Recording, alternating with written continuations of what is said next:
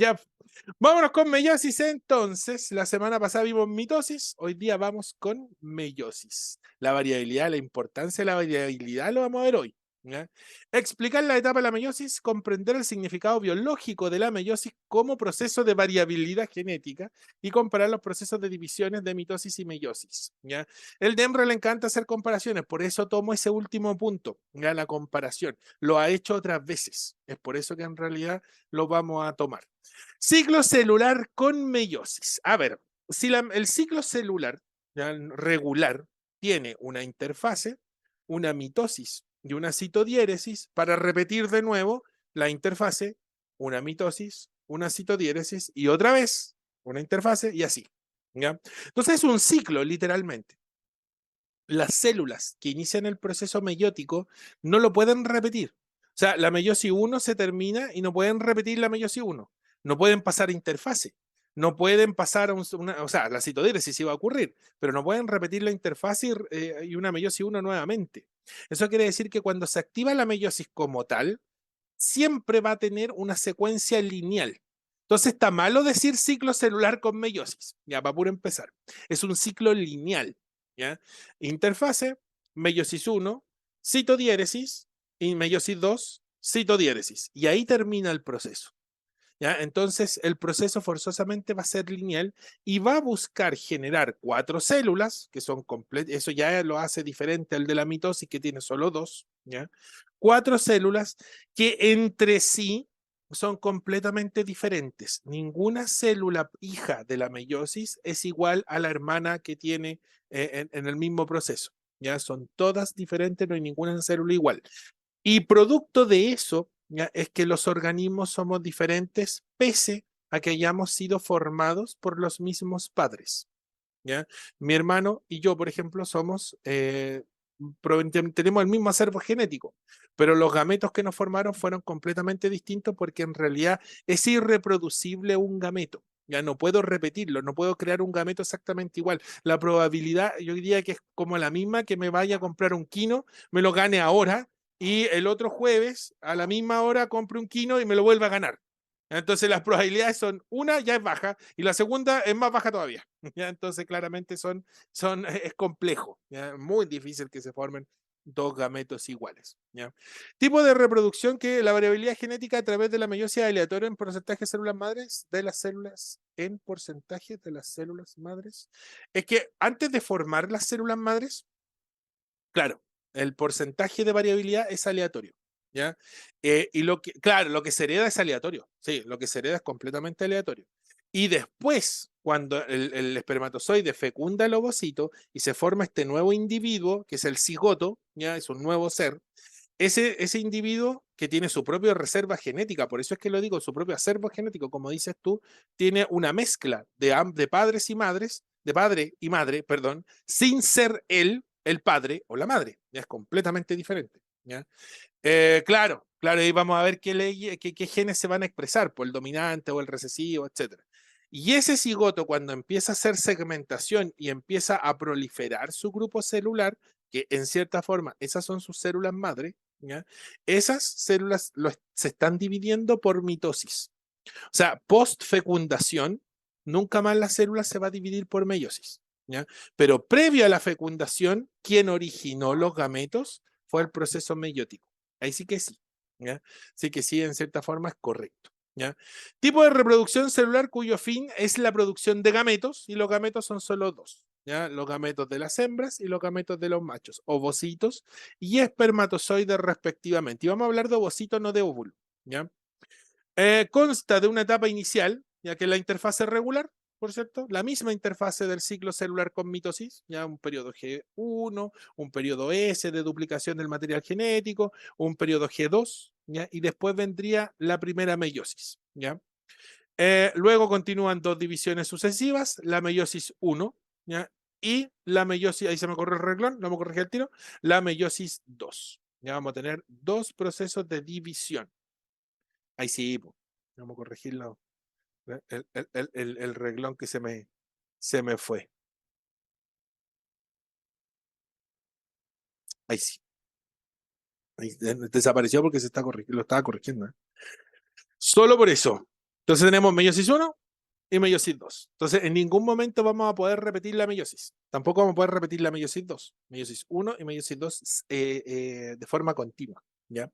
Y la meiosis 1 también se conoce como meiosis 1 reduccional, porque reduce el número de cromosomas. Y eso es lo que busca la meiosis en un principio, reducir el número de cromosomas. Entonces, las células de la mitosis siempre son diploides. Las células de la meiosis, cuando ocurre la meiosis 1, de diploides pasan a ser haploides. Tienen la mitad de la información cromosómica total. ¿Ya? Y ahí ya tenemos una diferencia. Y la meiosis 2 lo que busca es reducir las cromátidas de esa mitad de cromosomas. Entonces, todos los cromosomas van a reducir sus cromátidas al estado más simple que pueden llegar a tener, que es tener una sola cromátida por cromosoma. ¿Ya?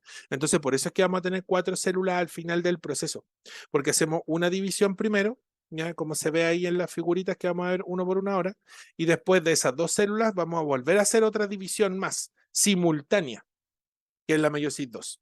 Entonces estas 2 células se transforman en 4. Y por eso tenemos 4 células finales y siendo células hijas de la meiosis, ninguna es igual a la otra. Ya genéticamente son completamente diferentes. ¿Cuál es el significado de haploide? Quiere decir un juego y hace referencia a un juego cromosómico. ¿Ya? Entonces, un juego de cromosomas. Entonces, ese juego cromosómico se reduce de diploide, del juego completo, 46 cromosomas para nuestra especie, o 2N, a N solamente, 23 cromosomas por gameto. ¿Por qué lo reduzco? Porque nuestras células completas tienen 46, un juego diploide. ¿Ya? Mis gametos deben tener la mitad, 23 cromosomas, para que los gametos, ya el otro gameto, cuando ocurra la fecundación, aporte la otra mitad y vuelva a restaurar el número diploide de la especie. ¿Ya? Es por eso, en realidad, que se reduce el número cromosómico. Es como decir mono, sí, en algunos libros aparece como monoploide también. Es lo mismo. Haploide o monoploide es lo mismo, por cierto. Pero en términos genéticos es la mitad del ADN total. Entonces los cromosomas literalmente se cortan en dos, pues, se reducen en dos. Entonces, producto de eso, vamos a tener la mitad de información cromosómica. En realidad, para ser preciso, es un cuarto de la información cromosómica. Cada célula de la meiosis tiene un cuarto de lo que tenía en un principio, pero lo que en realidad, o sea, no se puede seguir reduciendo el número haploide, entonces se mantiene, ¿ya? De diploide a haploide, y esos cromosomas después se cortan por la mitad, y por eso es que se quedan con un cuarto. ¿Ya? Con una cromátida. Y ahí aparece pues, como una C. Entonces la célula tiene muy poco material genético y sola no puede subsistir. Ya solamente existe para fecundar. Y si fecunda y puede continuar con el proceso los procesos de división regulares y un proceso natural de vida, por así decirlo. Pero si esa célula no completa la fecundación, se va a morir así. ¿Ya? Y ese es el problema también para la producción de gametos, que al final conlleva a matar muchos gametos. ¿Ya? Vamos con la etapa 1. ¿Dónde está? Aquí está la famosísima profase. Se me corrió ahí meiosis, ahí arriba. Debería decir meiosis 1. Y lo vamos a poner ahí. Ahí sí creo que se ve. Ahí se ve. Meiosis 1. ¿Cuáles son las etapas de la meiosis 1? Aquí está la dotación cromosómica. Es diploide la célula cuando inicia la profase 1 y tiene 4 cromátidas. ¿Ya? Sería así como está ahí en la figura. ¿Ya?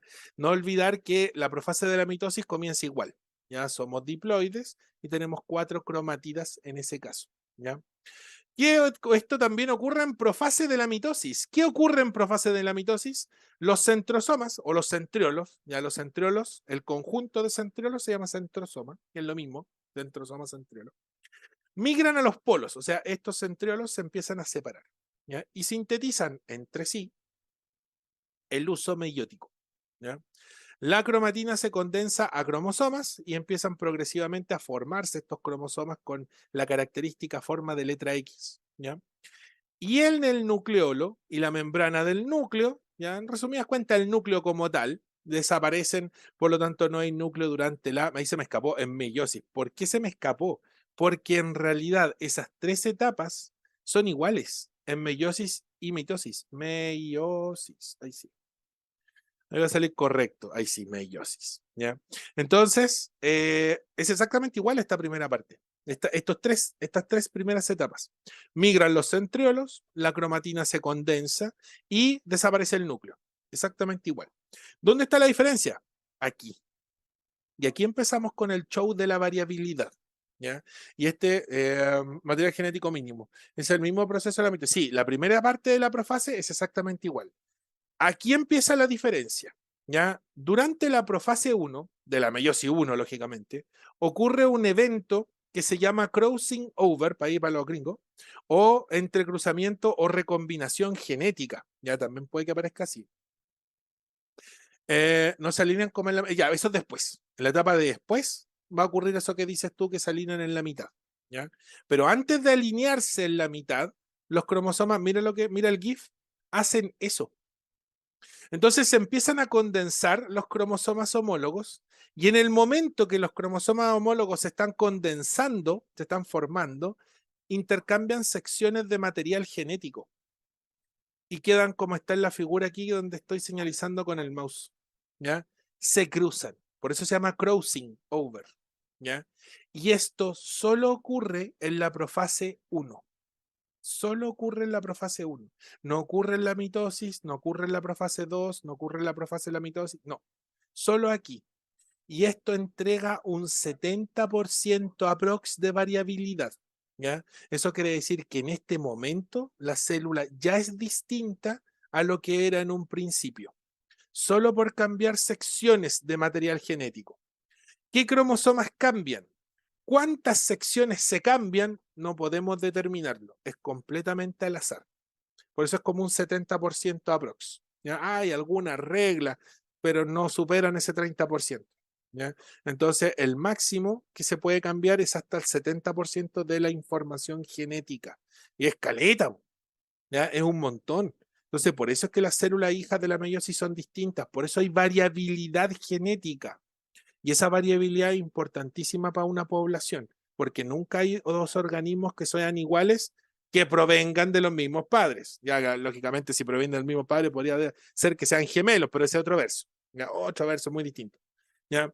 Por eso es muy difícil encontrar organismos distintos. Por eso esos libros donde aparecía el libro antiguo, donde decían nuestro gemelo pobre, el gemelo rico, que estaba escondido por ahí y que eran personas que se cambiaban entre sí para vivir la vida del otro, era imposible, a menos que, como te digo, sean gemelos. Sería la única opción.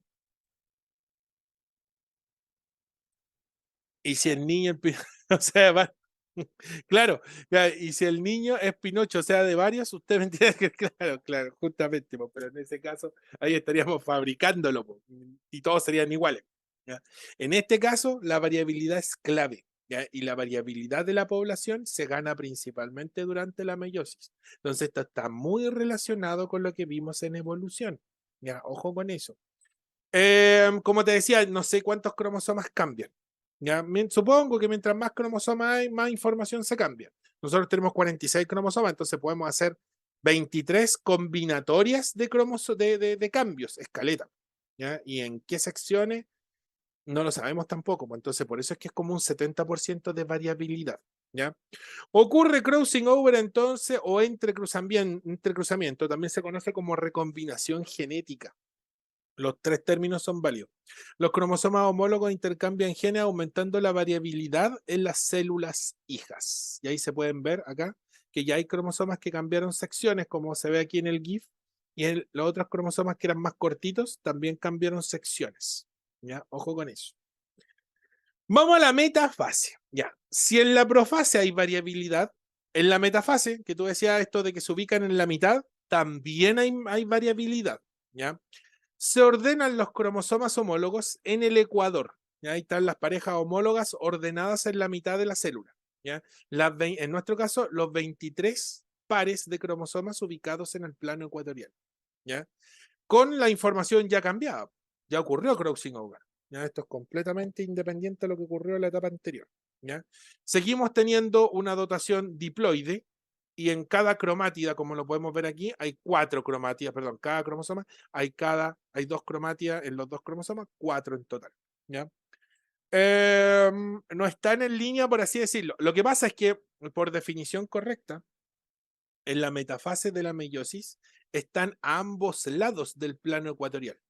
¿Sí? Como dices tú, en la línea no están sobre la línea, sino que están a ambos lados de la línea. Vamos a hacer una línea. Están a ambos lados de la línea ecuatorial. Ahí me quedo medio choca la línea, pero se entiende. ¿Ya?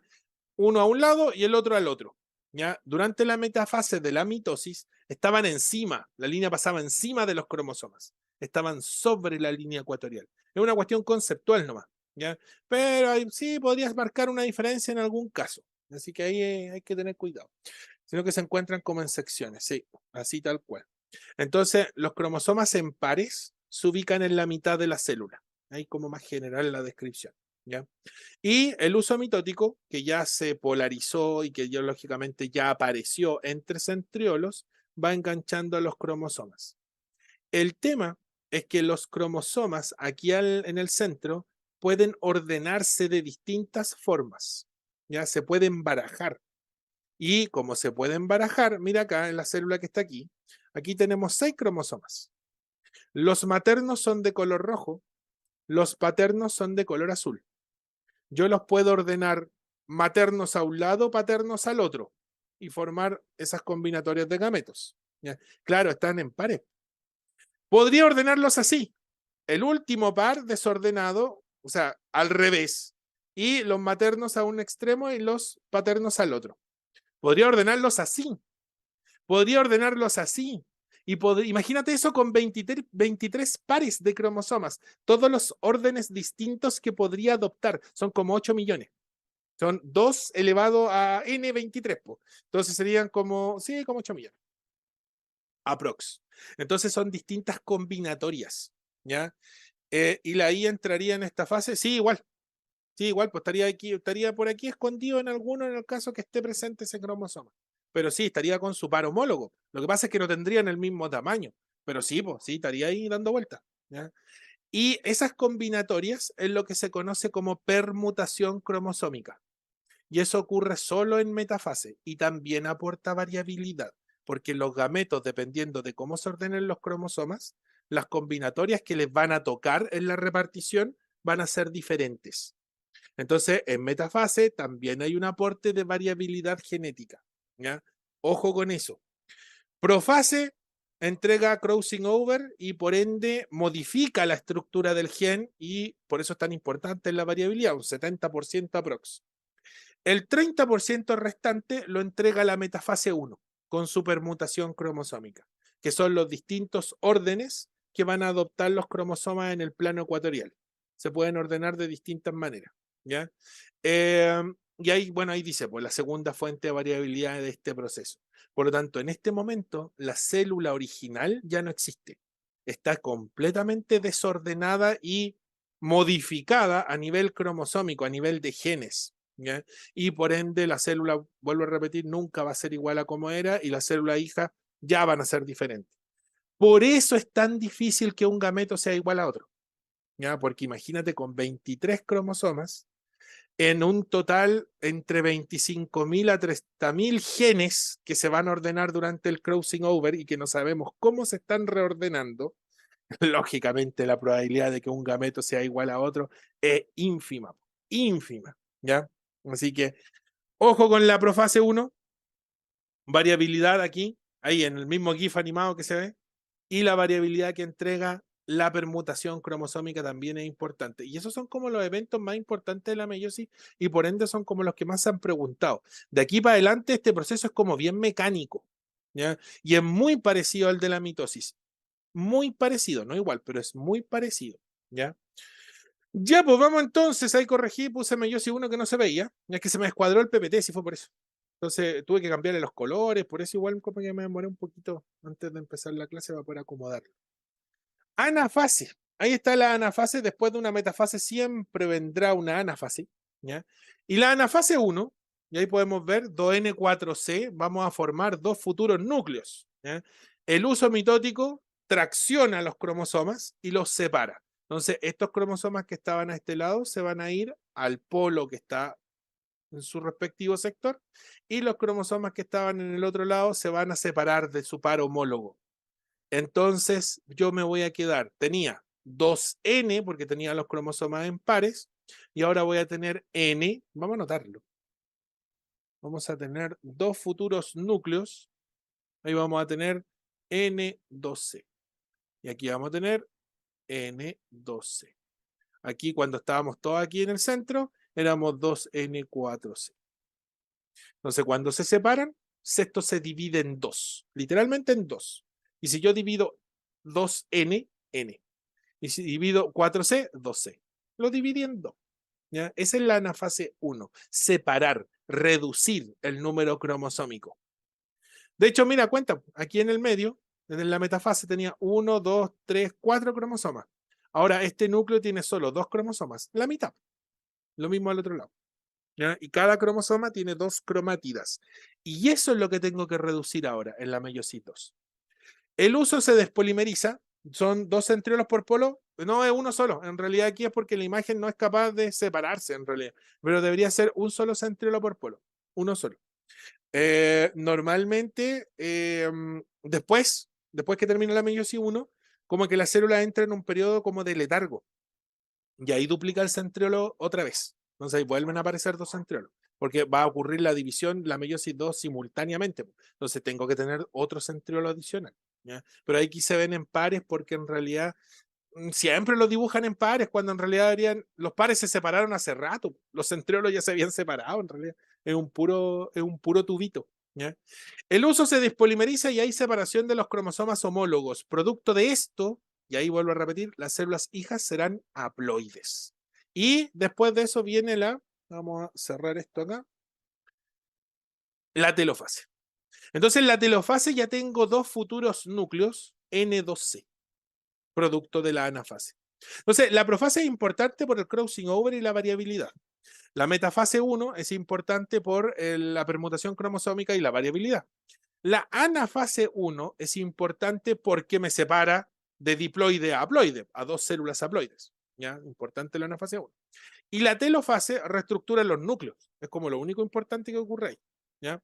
Se retorna la síntesis de los núcleos, o sea, aparecen los núcleos, 2 núcleos, con sus respectivas cariotecas, y el uso mitótico está completamente enrollado a esa altura y los cromosomas empiezan como a descondensarse. ¿Ya? Aquí, después de la telofase 1, viene una citodiéresis sí o sí. ¿Ya? Y ahí es donde hay una diferencia con la mitosis. En la mitosis no todas las células hacen citodiéresis, hay células que se las saltan, como los glóbulos blancos, las células musculares. Pero en la meiosis, las células tienen que hacer citodiéresis obligatoriamente, y son células animales. Ya siempre. Los gametos vegetales ni siquiera se llaman gametos y pasan por unos procesos que son parecidos a esto, pero suelen a veces generar conjugación, un enredo que ellos no más entienden. Por eso nunca es bueno estudiar, como que los ciclos vegetales dependen en realidad de la planta como tal. Entonces tengo que estudiar un montón de ciclos meióticos para los vegetales. En los animales no. Como que para los animales todos los procesos de mitosis y meiosis son iguales, por suerte. Ya, por suerte. Lo malo es que son menos animales, pero bueno.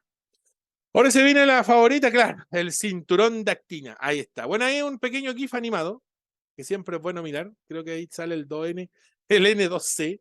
Lo voy a limpiar. ¿Sabe? Tener ahí por un pequeño momento. Ahí está la metafase, la anafase, ya se están separando hacia los polos, y la telofase con la reestructuración de los núcleos. Y ahí la que te gusta tanto, la citodiéresis. El crossing over ahí, ojo, ocurrió ya. Y mira la permutación. Hay un cromosoma verde, voy a pararlo en el cromosoma verde de este lado que va al lado izquierdo, y el cromosoma verde de este lado que va al lado derecho. Entonces ya ahí hay dos combinatorias distintas. ¿Ya? Lo mismo con el amarillo, porque eran alternados. No, porque hay pocos cromosomas. Imagínate, vuelvo a repetir, con 23, las combinatorias que tendríamos son de 2 elevado a 23. Al comienzo, la célula es diploide, 2N4C en profase 1, y forma dos células hijas haploides, N2C en citodiéresis, ya a esa altura. ¿Ya? Queda claro la importancia de la meiosis 1, que creo yo que es la etapa más importante. ¿Ya? Telofase, perdón, profase, metafase y anafase son como lo más importante. La telofase nunca ha tenido mucho brillo, pero en realidad es como casi lo mismo de lo que ocurría. es como una consecuencia en realidad la telofase, por reestructurar el núcleo porque hay que reestructurarlo, ¿ya? Y descondensar los cromosomas en algunos casos. Claro, sí, pues, ese es el problema. El problema es que en el momento a uno le queda. ¿Ya? El tema es que con el tiempo, como no lo está ocupando de forma continua, es lógico que se le olvide o se te olvide. ¿Ya? La única forma que tengo para ocuparlo o es ver un video, por ejemplo. Yo normalmente ocupé un video y hablo solo con el video. Hago discusión con el video. ¿Ya? Y o lo haciendo la clase. Al hacer la clase, lógicamente me tengo que poner a prueba de que me lo sepa. ¿Ya? Lo otro sería eso, que te hagas una clase, te grabes y veas cómo te quedó. Entonces ahí puedes ver qué tanto sabes del tema. Eh, en realidad, muchos somos bibliotecas de cosas inútiles, pues lo que pasa es que no las ocupamos todas, pues, justamente. No ocupamos las útiles, ese es el tema. Accedemos más rápido a lo que nos gusta que a lo que no nos gusta. Pues. Entonces, por eso es que se nos van olvidando pues, y la memoria va descartando cosas. Cosas de la memoria, de la desmemorización. ¿Se ve meiosis? Sí, se ve meiosis, que a veces que se me, como les dije, digo, con el tema del cambio que tuve este año de Office, se me descuadró todo. Ya, ahí sí se ve. La esquinita meiosis 2. Meiosis 2. ¿Qué ocurre en meiosis 2? Esto es simultáneo.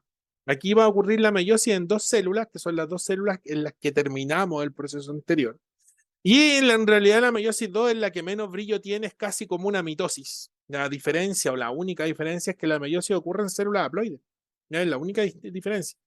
Profase 2. Empezamos con N2C, tal como quedamos en la etapa anterior, simultáneamente en dos células. Aquí son 4 al finalizar, sí, porque empezamos con 2. Entonces, forzosamente, vamos a terminar con 4.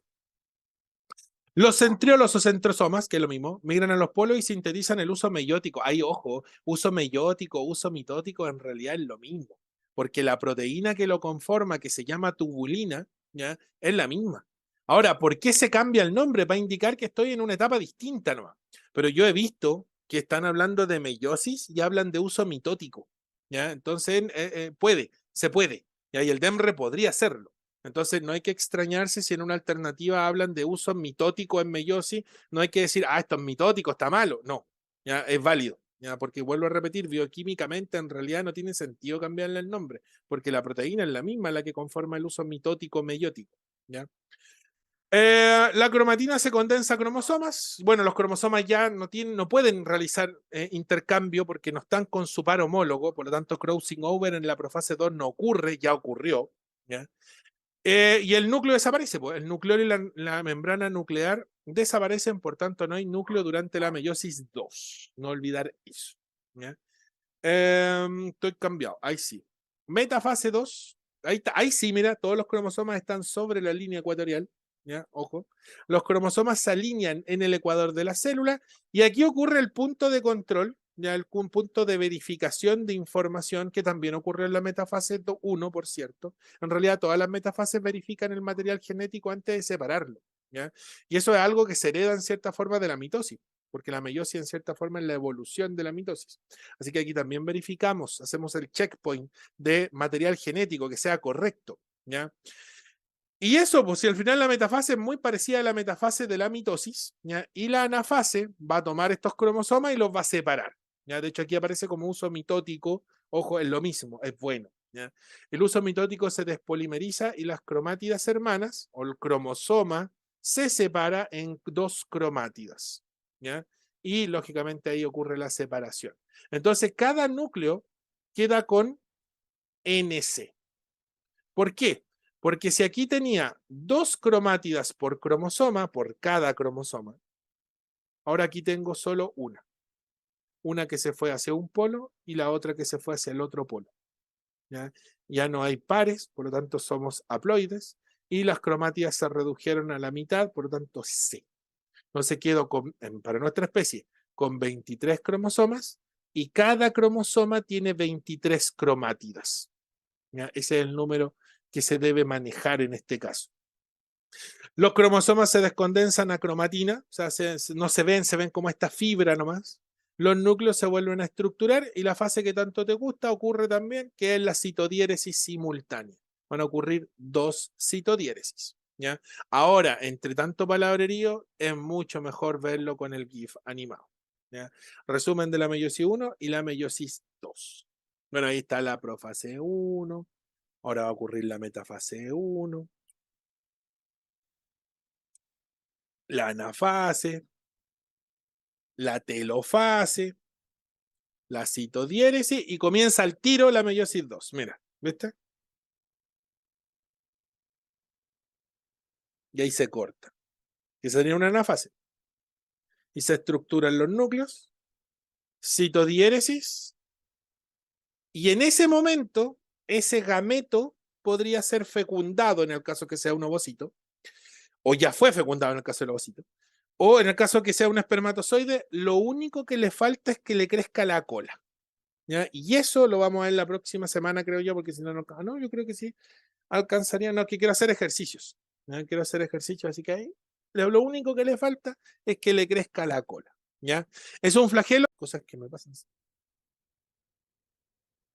Ahí sí, ahí sí estamos grabando. ¿En qué estaba yo? Ah, los espermatocitos, ¿ya? En la meiosis, de la meiosis, ¿ya? Esos son ellos los que inician ese proceso, el proceso meiótico. ¿Ya? Y después de eso, los espermatocitos, uno ahí dice, entran a meiosis 1 y forman los espermatocitos 2. Los espermatocitos 2 ya son haploides, ya son células que terminaron la primera meiosis y pasan al tiro a la meiosis 2 y generan la espermatía. Todo esto ocurre en 2 años, más o menos, de los 10 a los 12. Entonces, para nosotros es un cambio súper fuerte, ¿ya? Más o menos. Y las espermátidas son las que se transforman en espermatozoides. Ahora, las células germinales siempre dejan una reserva. Y producto de eso es que siempre vamos a tener espermatozoides para repetir este proceso todas las veces que sea necesario hasta que nos muramos. ¿Ya? Entonces vamos a estar continuamente produciendo espermatozoides. ¿Ya? La única forma sería que se sacrifique el testículo, que sería otra vez. ¿Ya? Y adicionalmente, la espermátida sufre otro proceso, que lo vamos a ver ahora, que se llama espermiohistogénesis. La espermiohistogénesis es esto, es el crecimiento de la cola. Entonces, aquí tengo una espermátida, una célula regular, ya que tiene su núcleo haploide, tiene sus aparatos de Golgi, sus mitocondrias, sus otros organelos, tiene sus centriolos. Ahí tenía que le he puesto otra S porque después de esto se duplica el centriolo y volvemos a tener dos. ¿Ya? Y la espermátida pierde el citoplasma. Ya de hecho, ahí dice, pues, el aparato de Golgi se concentra cerca del núcleo. Las mitocondrias se concentran en la región próxima al centriolo, se agrupan al lado del centriolo, eh, y uno de ellos se va a transformar en un flagelo. Adicionalmente, el citoplasma se lo comen. Hay una célula grande que se llama célula de Sertoli. La célula de Sertoli se come todo el citoplasma de las espermátidas, se alimenta de ellas, ¿ya? Y le saca todos los organelos. Los únicos organelos que quedan son el aparato de Golgi, que se transforma en el acrosoma.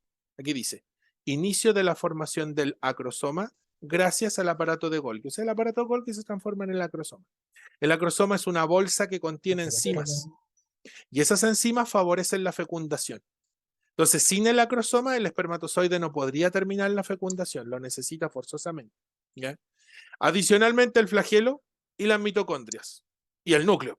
A todo esto, ese núcleo que de la espermátida podría fecundar, pero no tiene cómo moverse.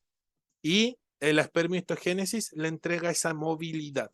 Entonces, no hay una modificación, y esa fue una pregunta hace años atrás. ¿Se modifica el material genético de la espermátida cuando se transforma en el espermatozoide por el proceso de espermiohistogénesis? No, ya en ningún caso se modifica, sigue siendo el mismo.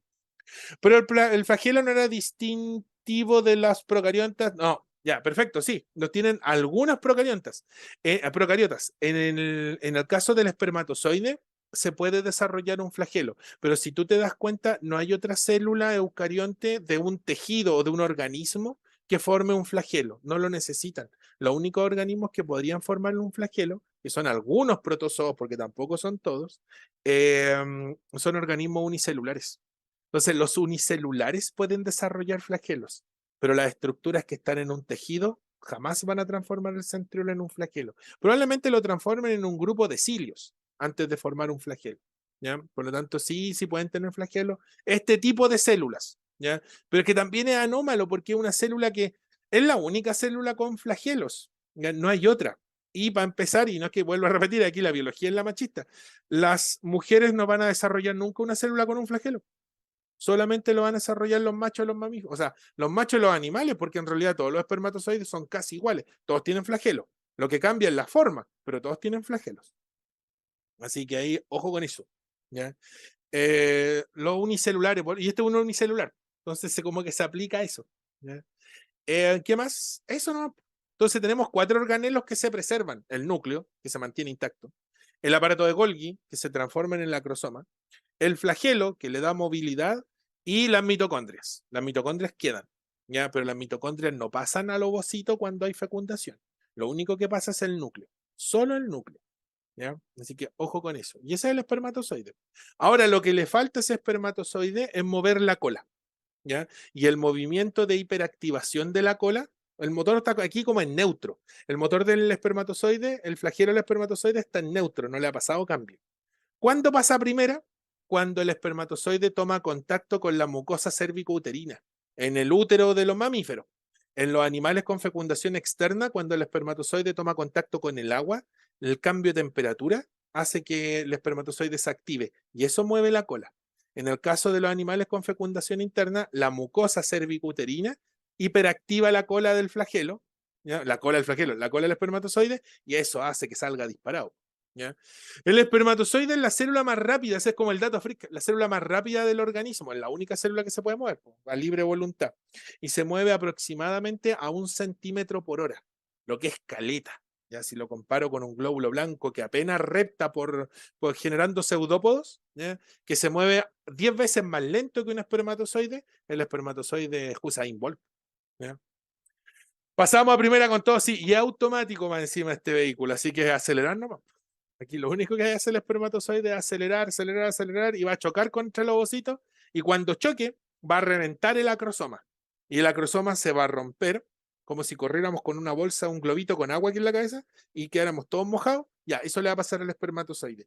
Y en ese momento el movimiento de la cola va a cambiar de ser longitudinal a giratorio, como un taladro. Entonces el espermatozoide taladra las capas del ovocito que son 2: la corona radiada y la zona pelúcida. La zona pelúcida está compuesta por 3 proteínas que son como un tejido. Entonces es súper difícil poder pasarlo, ¿ya? Como cemento. Pasado primero con todo, pero atraviesan pared. Un punto fácil.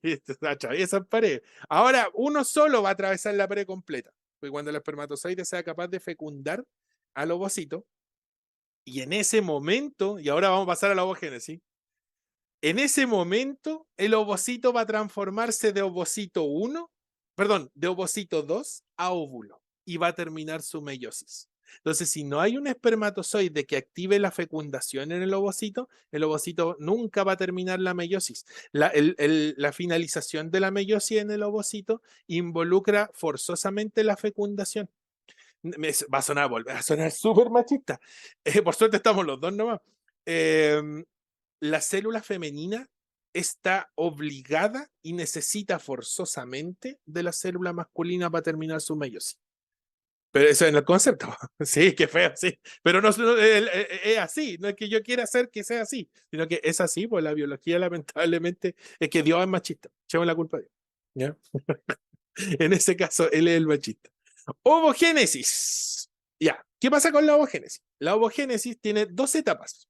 Una etapa prenatal, o sea, antes de que la niña nazca, ya tiene sus ovocitos listos, pero solo los ovocitos 1, ¿ya?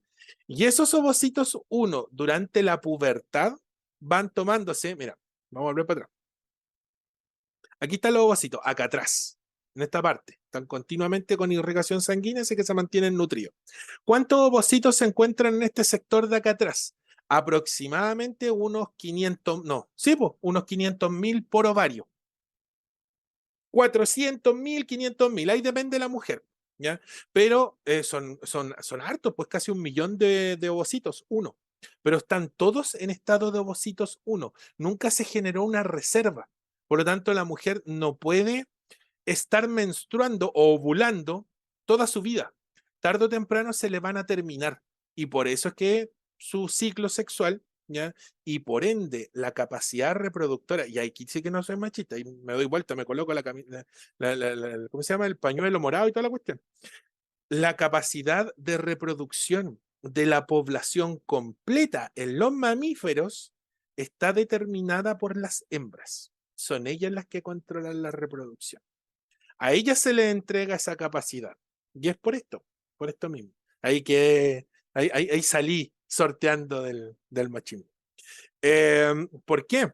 Porque todos sus ovocitos maduran, pasan de célula germinal a ovogonia, todos, sin excepción. Como no quedan reservas, las ovogonias pasan a ovocitos primarios y ahí se detiene el proceso, más o menos como entre el séptimo y octavo mes de embarazo. O sea, la mujer está embarazada de una niña, esa niña entre el séptimo y el octavo mes de desarrollo ya tiene todos sus ovocitos listos, todos. Y después, durante la pubertad, cuando recibe el aumento de estrógenos, no de progesterona, de estrógenos, son los estrógenos los que inducen y favorecen la siguiente ovulación. ¿Ya? En realidad no es por los estrógenos lo inducen, pero no son los que controlan el proceso. Como esa cuestión ya no la preguntan porque el sistema endocrino no preguntan nada, hay que nombrarlo. ¿Ya? Y los ovocitos, una vez al mes, se toma un grupo, los estrógenos seleccionan a un grupo, unos 15, 20 aprox, y los hacen crecer, como se ve acá. Mira. Vamos a ver por allá. Aquí. Entonces se selecciona un grupo, estos empiezan a crecer, proliferar, y el que crece primero, más grande, el más bonito, el que recibió más nutrientes, más sangre, más hormona, se ubica en la salida y se ovula. Uno. Todos los otros después se eliminan y el ovocito sale en espera o al encuentro, para que sea ahí más romántico, del espermatozoide. ¿Ya? Si no llega el espermatozoide, el ovocito se muere. Si llega el espermatozoide, el ovocito tendrá la oportunidad de transformarse en óvulo y finalizar su meiosis como célula haploide completa. Eso le va a durar como 2 horas y ya va a ocurrir la fusión de núcleo y a esa altura ya no hay vuelta atrás y es un cigoto. Sí, pues es un embrión. Ahora que piense, que tenga alma, que sea un ente, eso ya otra vez. Lo dejamos.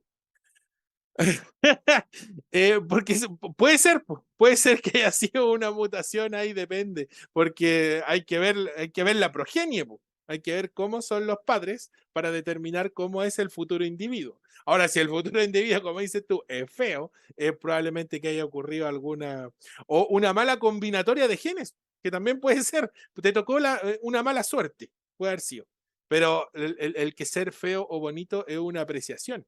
Y claramente en gustos no hay nada escrito. Hay gente que le gusta la pizza con piña, a mí no, por ejemplo. Entonces, no hay un canon en realidad, es un estándar. No hay un estándar, o debemos salir de ese estándar.